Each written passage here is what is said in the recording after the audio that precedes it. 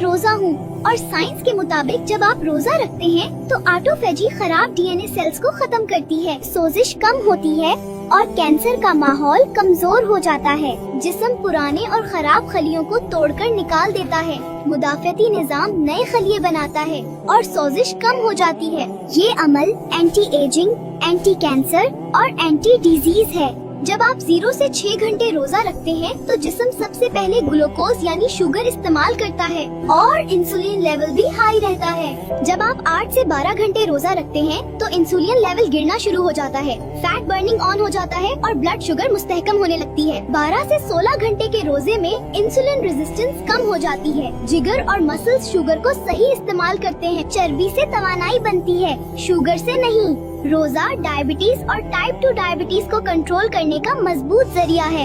High blood pressure में रोजा रखने से इंसुलिन कम होता है, नमक की मिकदार कम जमा होती है और खून की नालियां रिलैक्स हो जाती हैं। इसीलिए रोजे से नसों का प्रेशर कम होता है और ब्लड प्रेशर कुदरती तरीके से कंट्रोल हो जाता है। मोटापे और पेट की चर्बी के लिए रोजा इंसुलिन को कम करता है, चर्बी जलने लगती है और हार्मोन्स का तवाजुन बेहतर हो जाता है। पेट की चर्बी कम हो जाए तो ब्लड प्रेशर, शुगर और दिल सब कंट्रोल में आ जाते हैं। दिल की बीमारी में रोजा रखने से खराब कोलेस्ट्रॉल कम होता है, अच्छा कोलेस्ट्रॉल बढ़ता है और खून जमने का खतरा कम हो जाता है।